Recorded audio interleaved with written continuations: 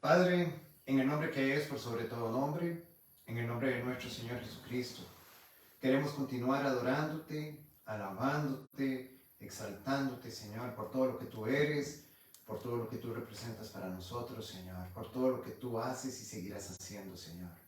Eres precioso, eres excelso, Señor, grande es tu magnificencia, Señor. Reconocemos, Señor, delante de ti, Señor, tu majestad, tu señorío, tu soberanía, Señor. Que solo tú tienes, Señor, palabras de vida eterna, Señor. Desmayaríamos, Señor, si no viéramos la bondad de Jehová en la tierra de los vivientes, Señor. Queremos en este momento, precioso y bendito Jesús, que tú tomes control de ese estudio, Señor, que tú nos hables a través de él, que abra nuestros corazones, Señor, y que tú recibas en todo la gloria y la honra que solo te pertenece a ti, Señor, porque solo tú eres digno de recibirla, Señor. Y queremos continuar, Señor, orando, Señor, también, Señor, por Jorge, Señor. Tú sabes, Señor, oh Dios, las circunstancias de este muchacho, Señor, traerlo de nuevo a casa, Señor, en el nombre que es por sobre todo nombre, Señor, y lleva paz a su familia, Señor. Una vez más, Señor, gracias, Señor, por la oportunidad que nos das, Señor, de cada día, Señor, aspirar a ser más como tú. En el nombre que es por sobre todo nombre, oramos. Amén y amén. Saludos, hermanos, que el Señor les bendiga. Vamos a continuar con el estudio del Evangelio de Juan. Hermanos, estamos estudiando en el capítulo 4, versículos del 16 al 24. Y hemos titulado el estudio como En espíritu y en verdad. Por favor, me acompañan con la lectura. Versículo 16. Jesús le dijo, ve, llama a tu marido y ven acá. Respondió la mujer y dijo, no tengo marido. Jesús le dijo, bien has dicho, no tengo marido, porque 5 maridos has tenido, y el que ahora tienes no es tu marido. Eso has dicho con verdad. Le dijo la mujer, Señor, me parece que tú eres profeta. Nuestros padres adoraron en este monte, y vosotros decís que en Jerusalén es el lugar donde se debe adorar. Jesús le dijo, mujer, créeme, que la hora viene, cuando ni en este monte ni en Jerusalén adoraréis al Padre. Vosotros adoráis lo que no sabéis. Nosotros adoramos lo que sabemos, porque la salvación viene de los judíos. Mas la hora viene y ahora es, cuando los verdaderos adoradores adorarán al Padre en espíritu y en verdad. Porque también el Padre tales adoradores busca que le adoren. Dios es espíritu, y los que le adoran en espíritu y en verdad es necesario que adoren. Hermanos, terminamos la semana pasada dejando a la mujer samaritana pidiéndole a Jesús que le diera esa agua viva para nunca más volver a tener sed. Sin embargo, para recibir esa agua viva era necesario primero que la mujer reconociera su condición pecaminosa y la identidad divina de quien la confrontaba. Vimos detalladamente también, hermanos, en el estudio anterior, que esa agua viva que el Señor le ofrecía simbolizaba la persona del Espíritu Santo y su obra en ella, es decir, su regeneración y su obra de salvación. Por lo que a partir, hermanos, de los versículos del 16 al 19, nuestro Señor Jesucristo va a dar inicio confrontándola primeramente con la realidad de su condición pecaminosa. Y para ello, hermanos, nuestro Señor se dispone a demostrarle que su conocimiento acerca de ella y de su vida va más allá de lo normal. Y como consecuencia, ella reconoce que Él es más de lo que parece. Hermanos, leamos nuevamente la porcioncita del versículo 16 al 19. Jesús le dijo, ve, llama a tu marido y ven acá. Respondió la mujer y dijo, no tengo marido. Jesús le dijo, bien has dicho, no tengo marido, porque 5 maridos has tenido, y el que ahora tienes no es tu marido. Esto has dicho con verdad. Le dijo la mujer, Señor, me parece que tú eres profeta. Hermano, nuestro Señor Jesucristo, en este versículo 16, pareciera que Él está cambiando de tema. Sin embargo, la petición que le hacía a esta mujer acerca de llamar a su marido, hermano, no era extraña. Ellos estaban teniendo una conversación pública y amplia. Y Jesús solo estaba marcando, hermanos, las pautas de la decencia cultural.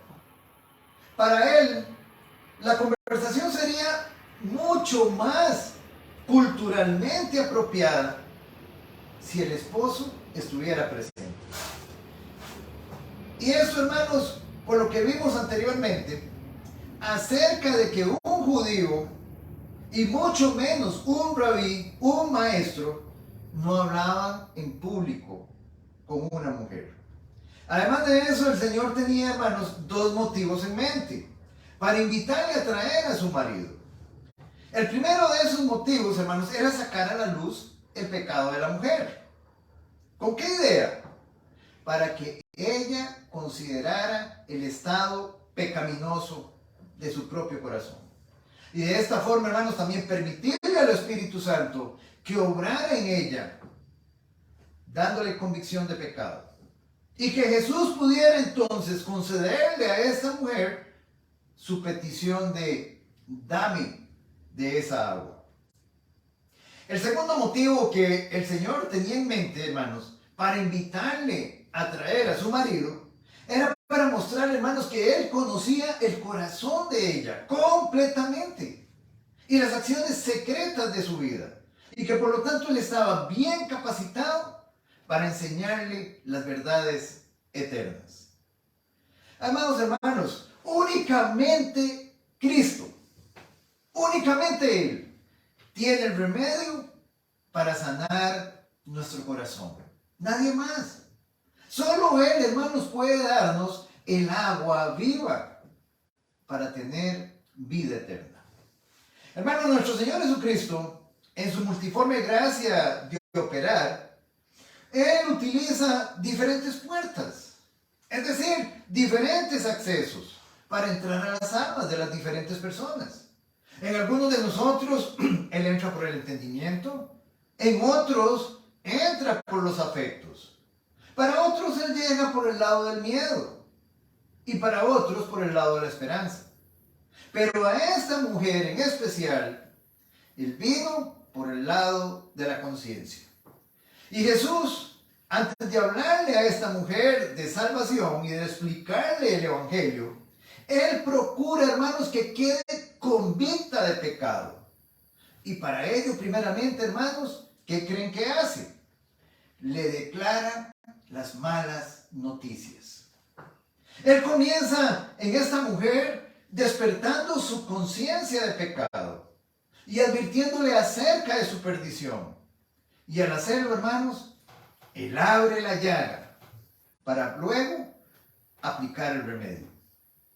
Hermanos, hacerlo a la inversa, es decir, si se presenta primero la salvación a las personas, sin que éstas conozcan cuál es su estado legal delante de Dios y que son convictos delante de Él, hermanos, no van a lograr entender ni valorar la obra de nuestro Señor, el por qué deben de arrepentirse, el por qué la necesidad de un Salvador que les salve del pecado y de la condenación eterna en que ya se encuentran. Hermanos, este es un principio básico del evangelismo y el método que siempre debemos de seguir, hermanos, para ganar almas para el Señor.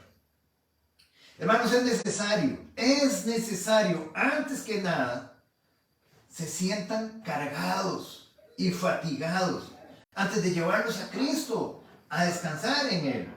Esto es lo que afirma nuestro Señor en Mateo, en el capítulo 11, versículo 28. Eso fue lo que hizo nuestro Señor. Llevó a la mujer a la necesidad ineludible de arrepentimiento. Llevó a la mujer a la necesidad inevitable de un Salvador que la salve del pecado y de sus consecuencias eternas. Enseñándonos, hermanos, claramente que en las Sagradas Escrituras, hermanos, no existe por ningún lado salvación sin arrepentimiento. Es decir, hermanos, sin un cambio de mente, sin un cambio de conducta, sin un cambio de rumbo, sin un cambio de dirección. No hay absolutamente, hermanos, un solo versículo que lo afirme. Más bien lo relevante siempre ha sido alejarse radicalmente del pecado. Jesús, hermanos, Él no vino a asegurarle a los pecadores una vida futura mientras ellos continuaran viviendo en sus mismas prácticas de pecado. Siguieran pecando normalmente en esta vida. Por lo tanto, hermanos, no sé de dónde muchos y que profesan ser cristianos sacan, hermanos, una salvación sin arrepentimiento. Hermanos, ¿saben qué es eso? Una blasfemia. Más bien todo lo contrario, como lo dice el apóstol Pablo en Tito capítulo 2, versículo 14. Que Él se dio a sí mismo por nosotros. ¿Para qué, hermanos? ¿Para qué se dio? Para redimirnos, para rescatarnos, para libertarnos. ¿De qué? De toda iniquidad, de todo pecado, de toda rebelión. Y purificar para sí un pueblo propio, celoso de buenas obras. Por consiguiente, hermanos, el resultado es que quienes vienen a Él y reciben verdaderamente el agua de vida de la salvación eterna, hermanos, han sido libertados del pecado y se hicieron siervos de la justicia, siervos de Dios, que es lo que afirma el apóstol Pablo en Romanos capítulo 6, versículos 18 y 22. Por lo tanto, hermanos, es sumamente evidente que la petición del Señor a la mujer expuso su situación de pecado. Como lo expresa el versículo 16. Ve, llama a tu marido y ven acá. Y la pregunta aquí, hermanos, es la siguiente. ¿Sabía Jesús si ella tenía marido o no? ¿Qué piensan, hermanos? Por supuesto que sí. Él lo sabe todo, hermanos. Él es Dios. Y como Dios, es omnisciente. Ahora, hermanos, aunque Jesús respondió al interés de la mujer de recibir el agua viva, ofreciéndole a ella la oportunidad, hermanos, de confesar sus pecados, de recibir el perdón de ellos y de pasar de la iniquidad a la justicia. A pesar de ello, hermanos, lo primero que Jesús recibe de esta mujer es una respuesta corta, seca, evasiva. No tengo marido. Intentando de esa forma, hermanos, esquivar el tema. Y más bien diría yo, hermanos, encubrirlo. Sin embargo, Jesús le dijo, bien has dicho, no tengo marido. Porque 5 maridos has tenido y el que ahora tienes no es tu marido. Esto has dicho con verdad. Hermanos, la respuesta de Jesús es devastadora. Le destapó completamente, hermanos, su vida íntima. Y le dejó claro, hermanos, que Él lo sabe todo acerca de ella, acerca de su vida matrimonial. Hermanos, y a veces nuestra ignorancia espiritual es tal, hermanos, que no nos percatamos que su misma palabra afirma esta verdad, como lo declara el escritor sagrado del libro de los Hebreos, en el capítulo 4, versículo 13, que no hay cosa creada que no sea manifiesta en su presencia. Cosa creada somos nosotros, que no sea manifiesta en su presencia. Antes bien, todas las cosas están desnudas y abiertas a los ojos de aquel a quien tenemos que dar cuenta. Hermano, nuestro Señor Jesucristo, Él sabe que esta mujer ha tenido 5 maridos y que el hombre con quien vive en este momento no es su marido. El Señor sacó a relucir este tema punzante, incómodo, vergonzoso, embarazoso. ¿Saben por qué, hermanos? Porque su vida pecaminosa debía de ser confrontada. Ahora esta mujer, hermanos, se encontraba sobresaltada, avergonzada, al darse cuenta que Jesús conocía toda su vida, moralmente degradada. Y aunque esta mujer, hermanos, no estaba mintiendo, ella tampoco estaba diciendo toda la verdad. Había omisión. Su intento desesperado de ocultarle a Jesús su pecado, hermanos, era inútil. Hermanos, hasta donde ella había llegado en su respuesta, Jesús la felicitó por su sinceridad, pero también le desenmascaraba su pecado y le hacía saber, hermanos, que ella estaba viviendo de forma incorrecta. Ella estaba viviendo, hermanos, en un concubinato, es decir, en una unión libre, con un hombre sin estar casada. Como diríamos nosotros en nuestro medio, estaba juntada.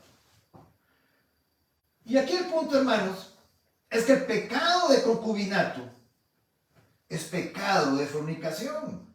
Solamente, hermanos, que con otro nombre. Por lo tanto, hermanos, es un pecado que se debe confesar, se debe arrepentir, se debe apartar de él y se debe volverse a Dios. Este pecado, hermanos, nuestra sociedad lo ve hoy en día como algo poco. Pero hay un detalle aquí, inclusive practicado por muchos que dicen ser cristianos y quienes le restan total importancia. Pero vean qué interesante, hermanos. Nuestro Señor Jesucristo, Él no le prestó, Él no en nada le restó importancia, en nada le restó importancia a este asunto. Cuando Jesús dijo que el hombre con quien ella vivía no era su marido, Él estaba advirtiendo y mostrando claramente, hermanos, que vivir juntos y matrimonio no son la misma cosa. De hecho, una pareja, hermanos, que viva en unión libre, hermanos, está continuamente en una práctica de pecado. Y el apóstol Pablo, él advierte en Gálatas, en el capítulo 5, versículo 19, hablando de las obras de la carne, que una persona que se encuentre continuamente en esta práctica de pecado, y recuérdense que el apóstol Pablo en ese versículo menciona inicialmente 4 prácticas: adulterio, fornicación, inmundicia y lascivia. Está en la fornicación. Dice, no heredará el reino de los cielos. ¿Qué quiere decir eso, hermanos? ¿Quién me salva? Aunque lea la Biblia, aunque ore, aunque diezme y aunque venga los domingos a la iglesia, no es salva. Nuestro Señor Jesucristo, hermanos, también mostró que solo porque alguien le llame a una relación matrimonio, hermanos, no significa que Jesús lo considere como tal. La Biblia ve el matrimonio, hermanos, como un pacto público, formal y legal, únicamente entre un hombre y una mujer, como lo expresa nuestro Señor Jesucristo en el capítulo 19, versículos 5 y 6 de Mateo.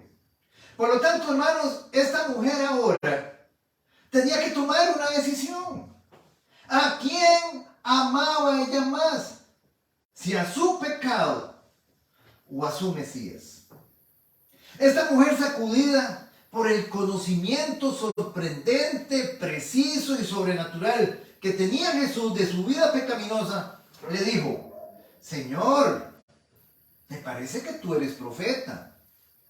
Y al llamarlo profeta estaba afirmando que ella estaba ante alguien extraordinario, alguien completamente fuera de lo normal, y que el conocimiento que tenía acerca de su vida indecorosa, hermanos, era verdad. Razón por la cual, hermanos, ya ella mejor paró, mejor no siguió intentando ocultar su pecado. Generalmente, la función de un profeta en las Sagradas Escrituras era transmitir un mensaje de parte de Dios. Pero también sabemos que en los tiempos de Jesús se creía que los profetas tenían un conocimiento especial de las personas, como lo afirmó Simón, el fariseo, en Lucas capítulo 7, versículo 39. Este, si fuera profeta, conocería quién y qué clase de mujer es la que le toca. Hermanos, recordemos que los samaritanos, y como ya lo vimos nosotros, hermanos, en el estudio anterior, ellos solo creían en el Pentateuco, es decir, en los 5 primeros libros de Moisés. Ellos no aceptaban ni los libros de los profetas, ni los libros de los salmos. Por lo tanto, para ellos, conforme a su escaso conocimiento escritural, después de Moisés no habría ningún profeta, excepto el mencionado en Deuteronomio, en el capítulo 18, versículo 18, que sería el Mesías. De modo que al llamarlo ella profeta, hermanos, ya estaba muy cerca de identificarlo como el Mesías. Esta mujer no pudo negar lo que Cristo le había declarado. Estaba sorprendida del conocimiento que tenía acerca de ella. Sin embargo, la mujer, hermanos, todavía no era capaz de percibir su naturaleza divina, su conocimiento omnisciente. Pero vemos que tampoco esta mujer se enoja con él por haberle puesto el dedo en la llaga, sino que más bien admite como verdadero lo que Jesús le acaba de declarar. Y aún más, hermano, le trata respetuosamente llamándole Señor. Ya que hay que aclarar algo, hermanos. En este versículo, la palabra Señor, hasta este momento del relato, es un título de respeto y de cortesía, y no una confesión de su divinidad. Por lo tanto, la mujer, ya convicta de su pecado, con la necesidad de ser perdonada, y habiéndose arrepentido y aceptado la acusación de Jesús, ahora ella se preguntaba, ¿dónde debía ir ella para encontrarse con Dios y buscar su gracia y salvación? Hermanos, ella estaba clara que debía dar culto al verdadero Dios y que debía de hacerlo de la manera correcta. Y obviamente, como Jesús era un profeta de Dios, ella pensaba que él podía responderle cualquier inquietud religiosa que ella tuviera. Por ejemplo, ¿dónde debía ser el lugar de legítimo culto al verdadero Dios? Si en Jerusalén, donde lo hacían los habitantes de Judea, o en el monte Gerizim, en el templo edificado por Sanbalat, el enemigo de Nehemías, como lo hacían los samaritanos después del regreso del cautiverio.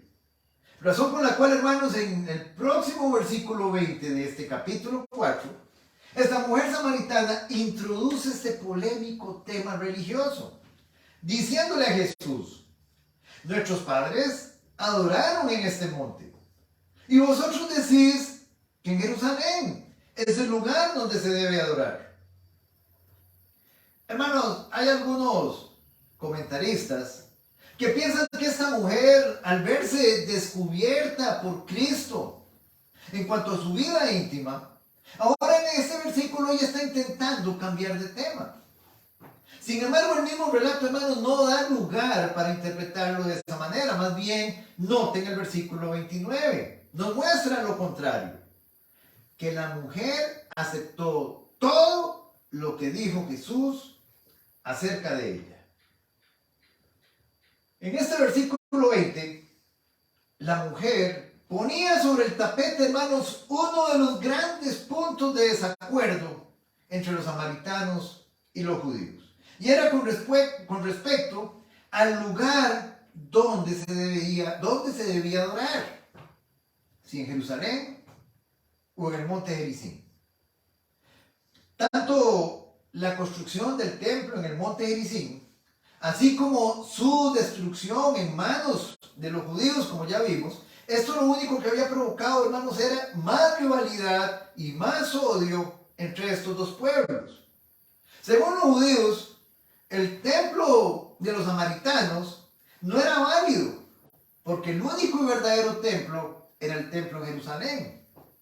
Por otro lado, la mujer con la frase nuestros padres, en referencia a Abraham y a Jacob, padres de la nación de Israel, y quienes habían construido altares en esa región, ella con ese argumento, ella trataba de justificar al monte Gerizim como el lugar de adoración de los samaritanos.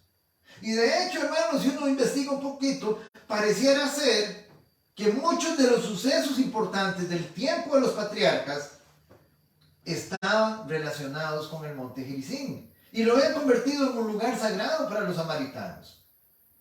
Escrituralmente, ambos, judíos y samaritanos, ellos creían que bajo el antiguo pacto, Dios había establecido un lugar específico para el lugar de la adoración de su pueblo.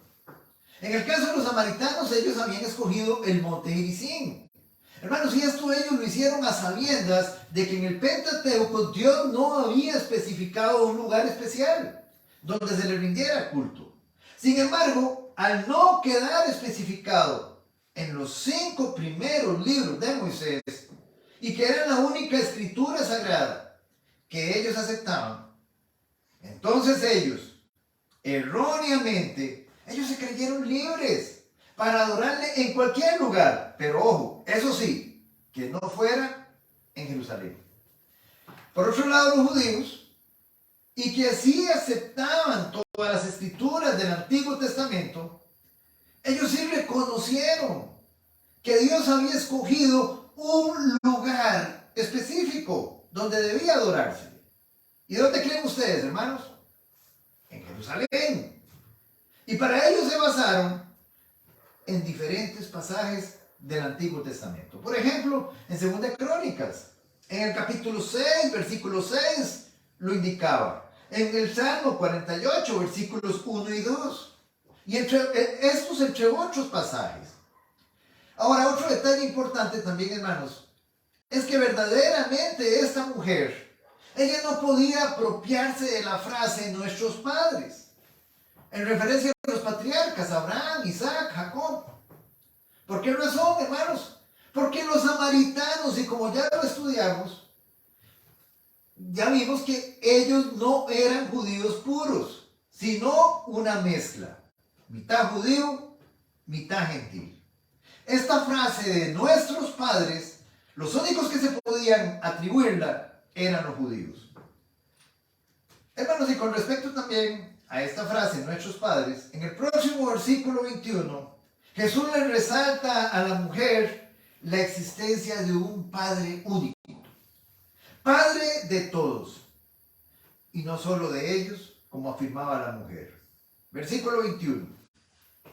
Jesús le dijo, mujer, créeme, que la hora viene, cuando ni en este monte, ni en Jerusalén, adoraréis al Padre. Hermano, nuestro Señor Jesucristo, en su divina e infinita sabiduría, hermanos, Él decide no perder tiempo en una vana discusión religiosa con la mujer. Y le responde que muy pronto todo este asunto concerniente al lugar de la adoración iba a ser irrelevante. Y le predice a la mujer que se acercaba el tiempo en que en ninguno de esos dos lugares, ni en Jerusalén, ni en el monte de Gerizim, se adoraría.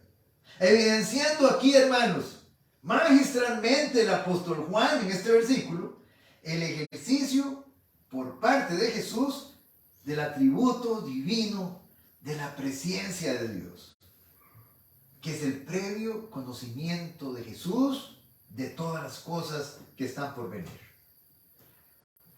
Ahora, hermanos, ¿por qué razón no se podía adorar en ninguno de estos dos lugares? Y vamos a citar, hermanos, 3 razones. La primera de ellas, y como lo predijo nuestro Señor Jesucristo en el Evangelio de Mateo, en el capítulo 24, versículos 1 y 2. El templo en Jerusalén sería destruido. Y esto se cumplió, hermanos, apenas unas pocas décadas después de su predicción, en el año 70, durante la rebelión judía contra Roma. La segunda razón por la que en ninguno de estos dos lugares se iba a adorar fue, hermanos, porque en esta misma rebelión, y estando a cargo del ejército romano, el futuro emperador Tito, él también mató a miles de samaritanos en el monte Gerizim. Y esto sin contar, hermanos, que su templo ya había sido destruido a manos de los judíos en el año 128 a.C. Y una tercera razón, y todavía mucho más importante, era el hecho de que cuando se activara el nuevo pacto, ¿cuándo se iba a activar? Con la muerte, resurrección y glorificación de nuestro Señor Jesucristo. Este nuevo pacto volvería obsoletas todas las ceremonias y rituales, fueran estos de los judíos o de los samaritanos.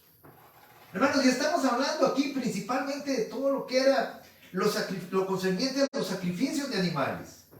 Y era precisamente, hermanos, por todos estos acontecimientos futuros que venían, que Jesús le resaltaba y le predecía a esta mujer que lo importante no sería el lugar donde se llevara a cabo la adoración a Dios, sino la disposición interna de nuestro corazón para el Señor. Posteriormente, hermanos, el apóstol Pablo, él también llegaría a resaltar lo predicho por Jesús en el libro de Hechos de los Apóstoles, capítulo 17, versículo 24.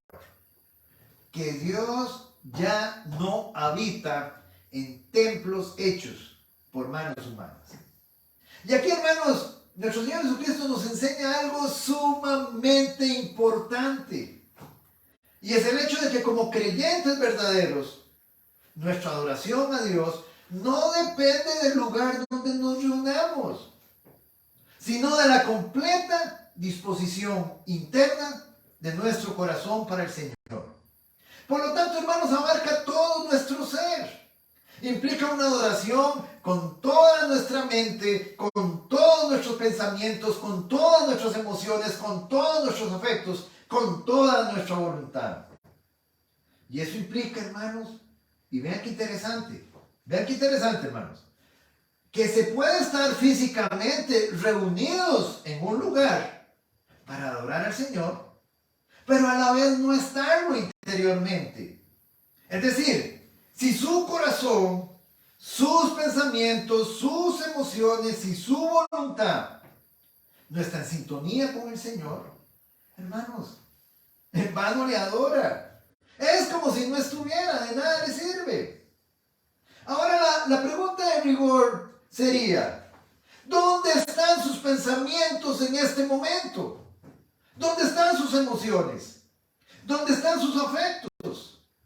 Porque físicamente puedes estar aquí en este momento, pero no interiormente. Por lo tanto, hermanos, mientras que Jesús no fuera a la cruz, regía el antiguo pacto. Y eso implicaba que los judíos estaban en lo cierto, en cuanto a que el único lugar de adoración a Dios era el templo en Jerusalén. Y por supuesto, hermanos, que los samaritanos, y por falta de conocimiento escritural, estaban en un error al adorar al Dios verdadero en el monte Gerizim.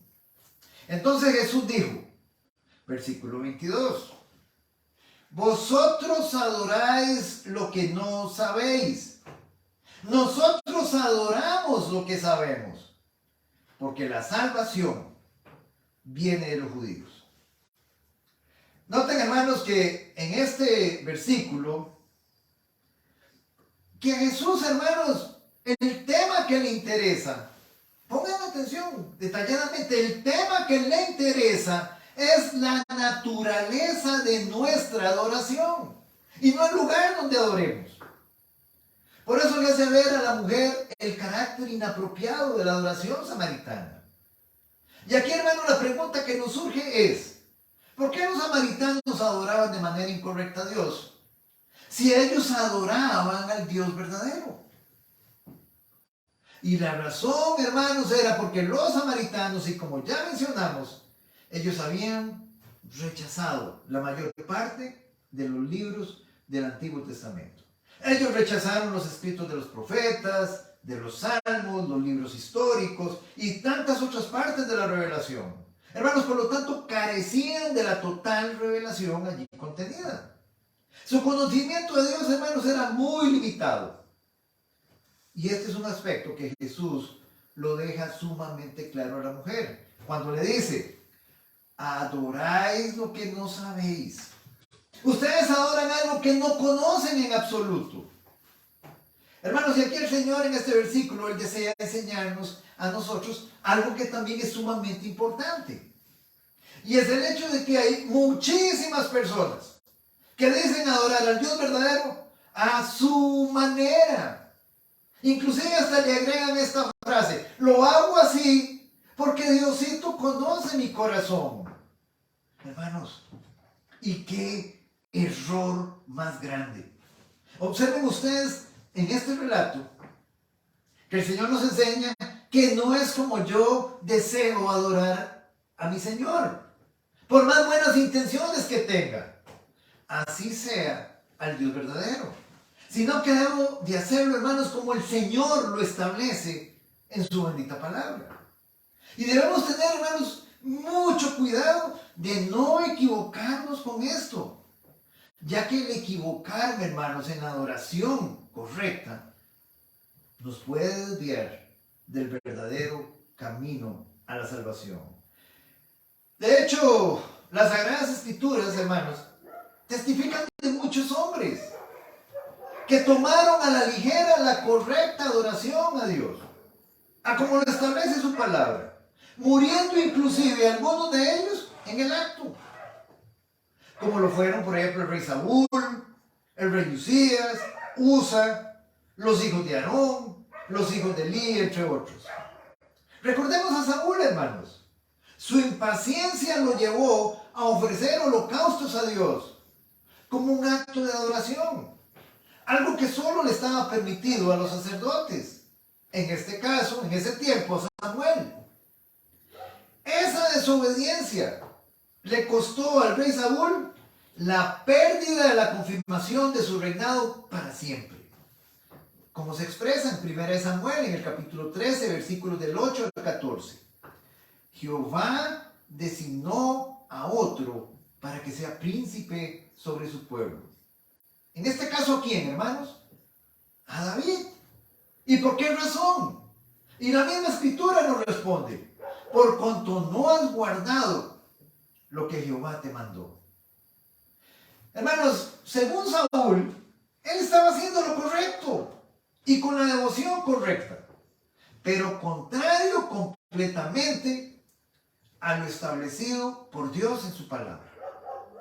Algo similar, hermanos, le sucedió al rey Usías, quien en desobediencia a lo establecido por Dios en su palabra, en cuanto a su adoración, hermanos, entró al altar del incienso y se puso a ofrecer incienso. Algo que no le correspondía a él realizarlo. Sino a quiénes, hermanos? A los sacerdotes, únicamente a los hijos de Aarón. Y aunque él, hermanos, lo estaba haciendo de todo corazón para el Señor, violentó lo establecido por Dios en su palabra. ¿Y qué creen que sucedió, hermanos?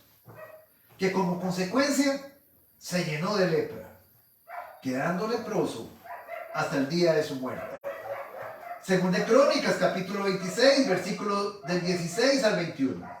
También tenemos, hermanos, la historia de Usa, un levita de los hijos de Merari, quien cuando estaba David trasladando el arca a Jerusalén, hermanos, murió en el acto al intentar sostener el arca para que no cayera cuando los bueyes tropezaban. Ustedes pueden ir y verlo, 1 Crónicas capítulo 13, versículos del 7 al 11.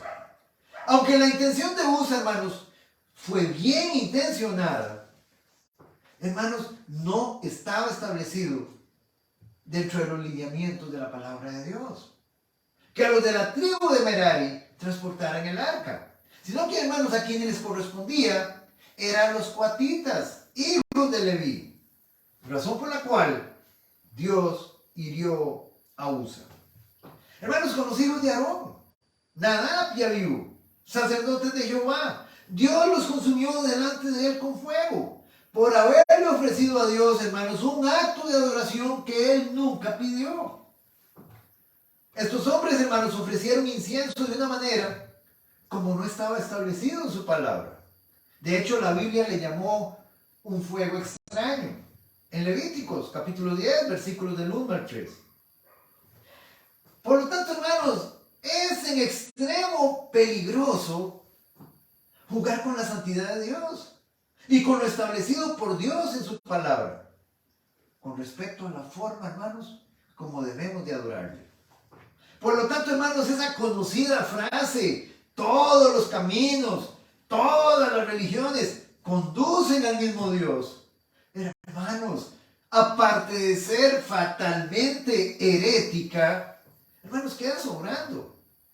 Aquellos que realizan un estudio diligente, meticuloso y devoto de las Sagradas Escrituras, alcanzarán con la ayuda del Espíritu Santo un correcto conocimiento del Dios verdadero. Y sabrán darle a Dios, hermanos, un culto que le glorifique y que a la vez le resulte a ellos placentero.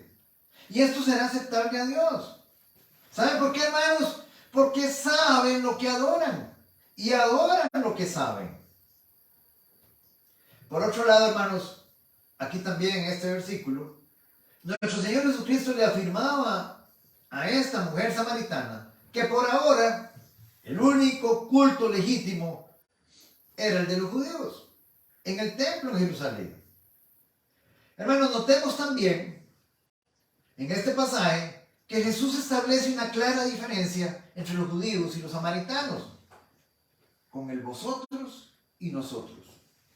Y aquí el énfasis de Jesús, más que en lo racial, él se está refiriendo a lo religioso, incluyéndose él y asociándose de manera determinante con los judíos.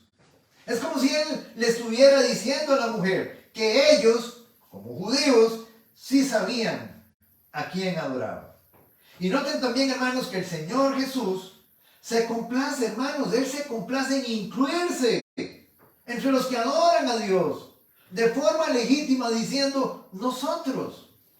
Ahora, hermanos, si el propio Hijo de Dios en su humanidad, él no se tuvo a menos en contarse entre los que le rinden culto a Dios de la manera correcta. Hermanos, ¿quiénes somos nosotros para no hacerlo? O querer hacerlo a nuestra manera. Ahora, otro detalle, ¿por qué? Una pregunta más bien. ¿Por qué otra razón el conocimiento que los judíos tenían era superior al de los samaritanos? Y la respuesta, hermanos, nos la da la parte final de este versículo 22. Porque la salvación viene de los judíos. Hermanos, y esta es la única vez que el apóstol Juan menciona esto. Que la salvación vino primero a los judíos y después al resto del mundo. Es decir, que la salvación mesiánica, hermanos, viene de la nación judía. En otras palabras, de los judíos, por medio de aquel que había de venir para traer salvación. Por lo tanto, hermanos, aquí no está diciendo que la salvación está en los judíos, o que sea gracias a los judíos, sino que viene de los judíos. Y en este caso, hermanos, de un judío en especial, el Mesías, Jesús, que es un judío. Versículo 23. Mas la hora viene y ahora es. Cuando los verdaderos adoradores adorarán al Padre en espíritu y en verdad. Porque también el Padre tales adoradores busca que le adoren. Mas la hora viene y ahora es. Hermanos, esta es una referencia a un cambio. Algo nuevo que llegaba. ¿Y cuál era el cambio, hermanos, que llegaba?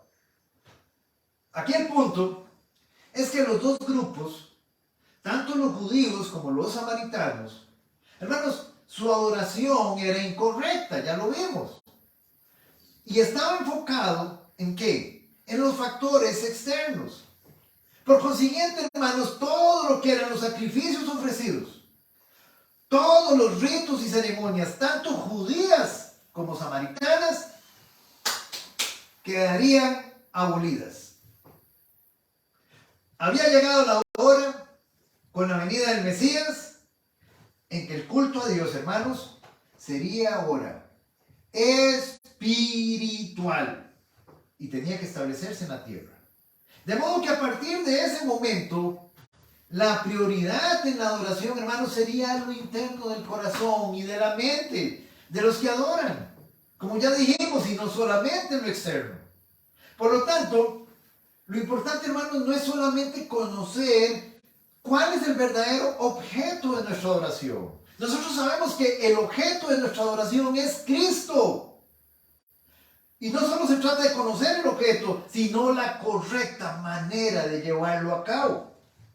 Y eso es precisamente, hermanos, lo que Jesús le declara a la mujer samaritana. Que los verdaderos adoradores adorarán al Padre en espíritu.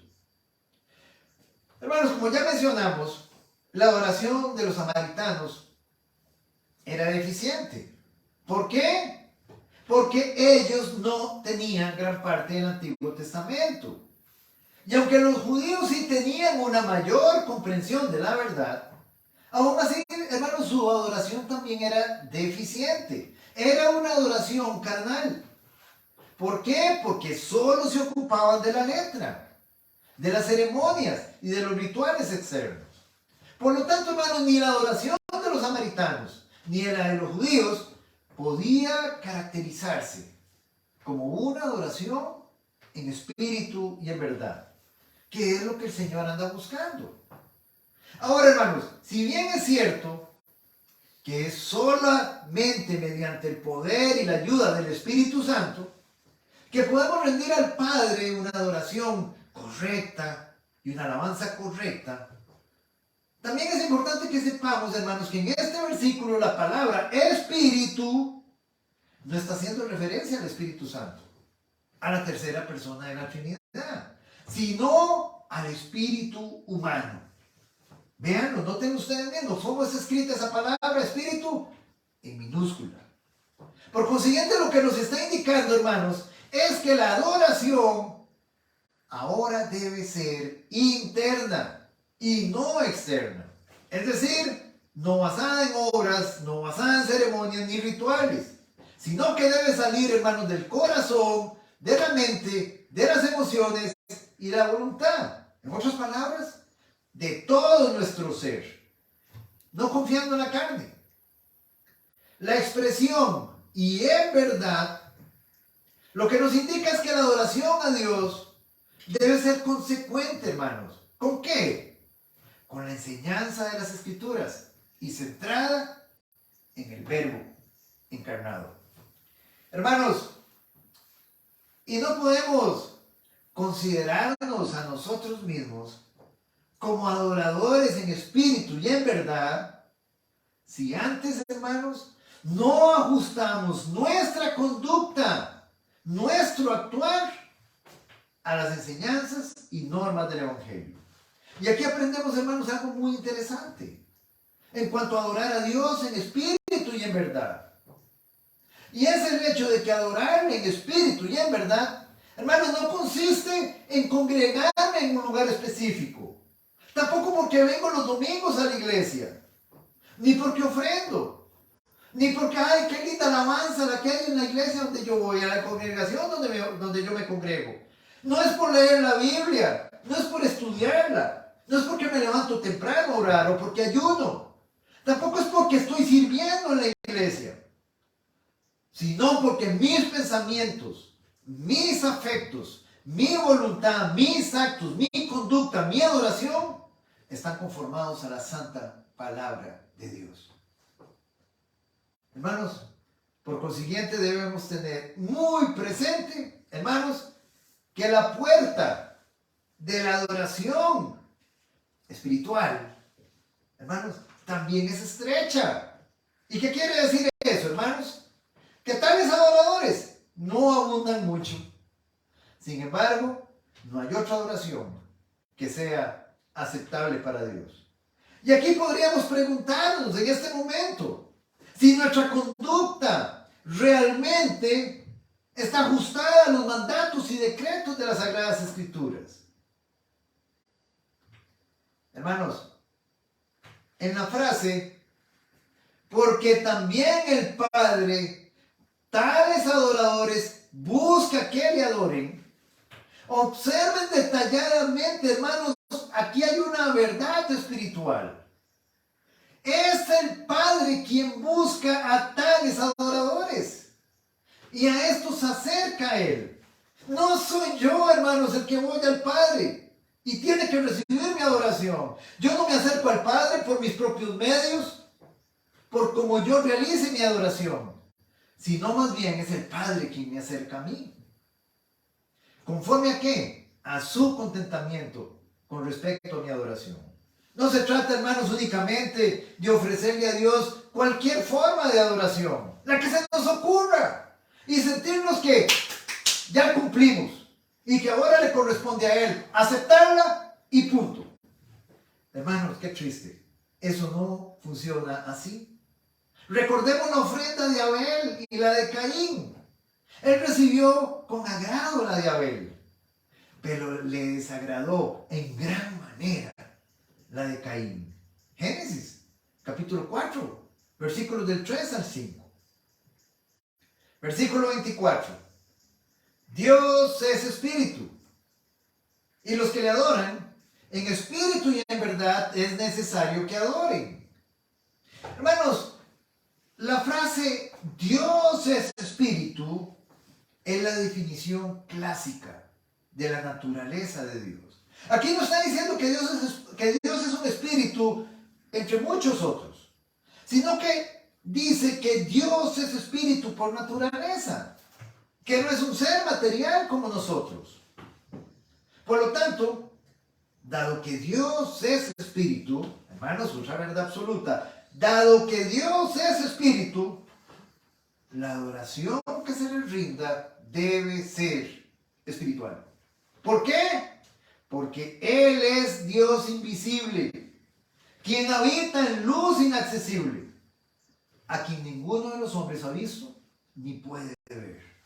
De modo tal, hermanos, que Dios sería completamente incomprensible si Él no se hubiera revelado a través de las Sagradas Escrituras y a través de nuestro Señor Jesucristo. También nótese, hermanos, de nuevo la expresión es necesario, una expresión que ya la hemos visto comúnmente en este evangelio. Es necesario. Y lo que implica es que Jesús, hermano, no estaba hablando de es una opción o que es deseable. No, sino que es algo absolutamente necesario. Que le adoremos en espíritu y en verdad. Y si no lo hacemos, estamos cerrando al blanco. ¿Y qué quiere decir eso, hermanos? Que estamos pecando. Jesús, al decir que Dios es espíritu, Él pone sobre el tapete, hermanos, 3 perfecciones de Dios.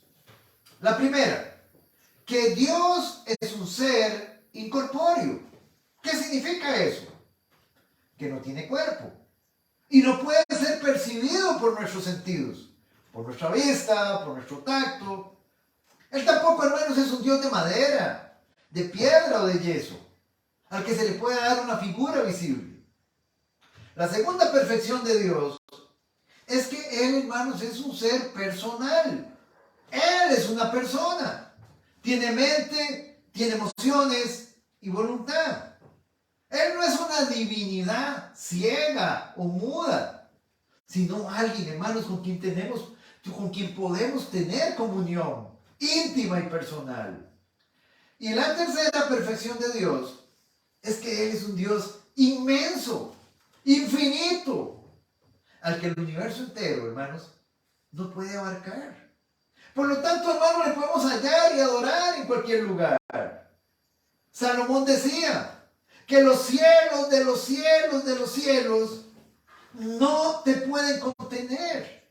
Cuanto menos esta casa que yo he edificado. Ahora, hermanos, nos preguntamos entonces, ¿cuándo es que un hombre adora a Dios en espíritu?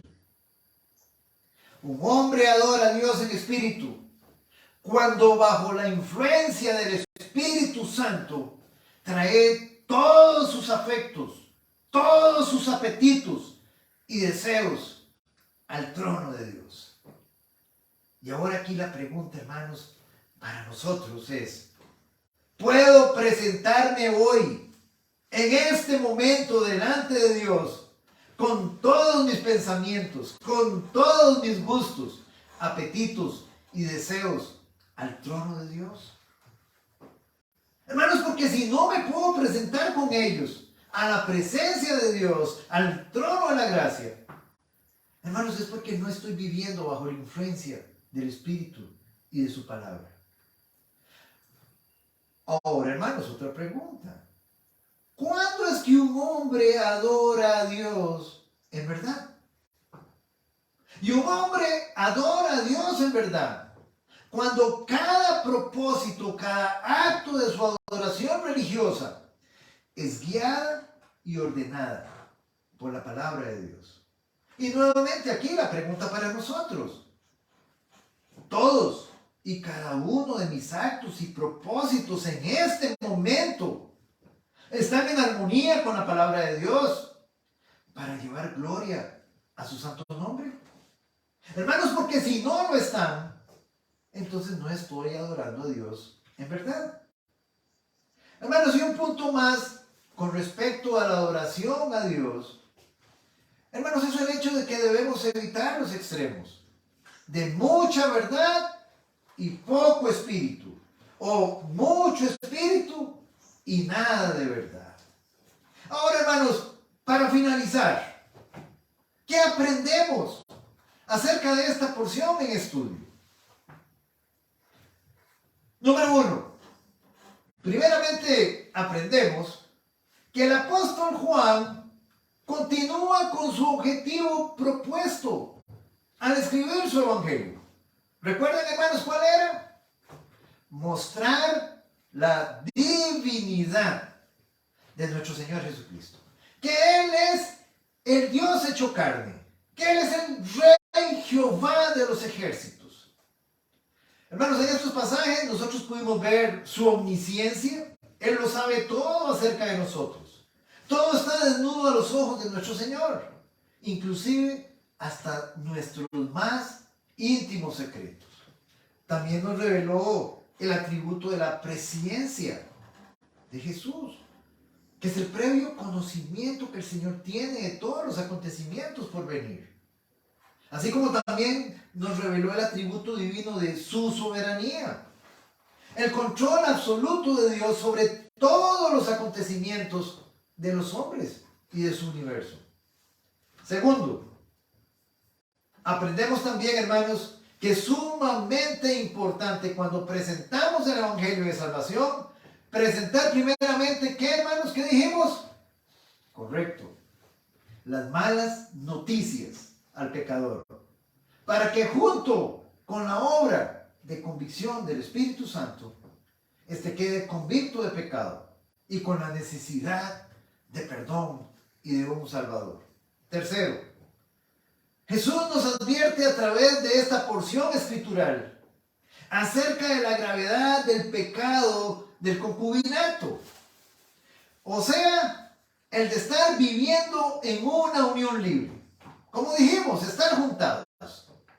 Que es un pecado, hermanos, que mantiene a la pareja en una práctica continua de fornicación, llevándola, si no se arrepiente, a perderse la vida eterna.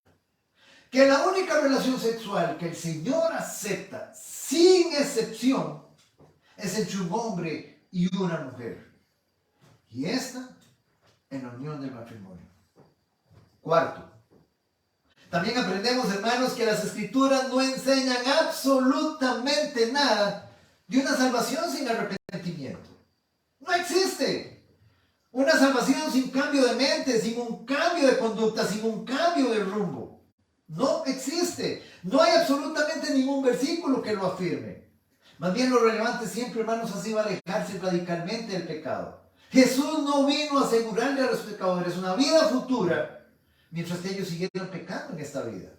Quinto, vimos que la verdadera adoración a Dios no tiene absolutamente nada que ver con el lugar donde adoremos, sino más bien, hermanos, con tener una completa disposición de corazón interna para el Señor. Es decir, que se lleve a cabo con toda nuestra mente, con todos nuestros pensamientos, con todas nuestras emociones, con todos nuestros afectos, con toda nuestra voluntad, con todo nuestro ser. Usted puede estar físicamente hoy en este lugar, pero su alma está en otro lugar, conforme a sus pensamientos, a sus afectos y su voluntad. Hermanos, y eso sería, ¿sabe qué, hermanos? Como si usted no hubiera venido. Sexto, no podemos adorar a Dios a nuestra manera, por más devoción con que lo hagamos, sino a como Dios lo establece en su bendita palabra. Séptimo, la salvación viene de los judíos, y específicamente de uno en especial, Cristo. 8. La adoración debe ser interna, hermanos, y no externa. Debemos ajustar nuestra conducta, todo nuestro ser, a las enseñanzas de las Sagradas Escrituras. 9. Dios es espíritu por naturaleza, incorpóreo, no tiene cuerpo. Él es una persona, un ser personal, y es infinito. 10. Un hombre adora a Dios en espíritu, bajo la influencia del Espíritu Santo, trayendo a su misión, es decir, sometiendo sus afectos, sus gustos, sus apetitos y deseos al trono de Dios. Y lo adora en verdad cuando cada propósito, cada acto de su adoración religiosa es guiada y ordenada por la palabra de Dios. Hermanos, se deben de evitar los excesos. Mucha verdad y nada de espíritu, o mucho espíritu y nada de verdad. Hay muchos hermanos que se creen creyentes, creen que tienen mucho conocimiento, pero no tienen nada de obediencia a la palabra, o son muy emocionales y nada de conformación a la palabra. Hermanos, que su precioso y santo Espíritu nos guíe, nos dé el poder, la sabiduría, para adorarle en espíritu y en verdad. Y que todo nuestro ser sea conformado a su bendita palabra. Que así sea, hermanos. Oremos. Padre, en el nombre que es por sobre todo nombre, en el nombre de nuestro Señor Jesucristo, oh precioso y bendito Señor, continuamos, Señor, adorándote, alabándote, exaltándote, dándote las gracias, Señor, por todo lo que tú nos muestras a través de tu palabra. Solo queremos hacerlo de la manera correcta, Señor. Solo queremos adorarte, Señor, en espíritu y en verdad, Señor. Que toda nuestra mente, que todas nuestras emociones, Señor, nuestros afectos, Señor, nuestros sentimientos, nuestra voluntad, Señor, esté sujeta a ti, sujeta a tu precioso y santo Espíritu, Señor. Solo queremos, Señor, que todo nuestro ser, Señor, esté conformado, Señor, a tu bendita palabra, Señor. Solo queremos cada día ser más como tú, Señor. Ayúdanos a retener lo que tú nos muestras a través de ella, Señor, a través de tu palabra, Señor. Ayúdanos a ser más como tú, menos como nosotros, Señor. Y gracias, Señor. Una vez más te damos las gracias, Señor. Eres precioso, eres magnífico, Señor. Eres maravilloso, Señor. y continúa tú recibiendo toda la gloria y toda la honra, porque solo te pertenecen a ti, Señor. Gracias, amado Señor, por tu gran amor y por tu gran bondad. Oramos en tu precioso nombre. Amén y amén. Amados hermanos, que el Señor les bendiga.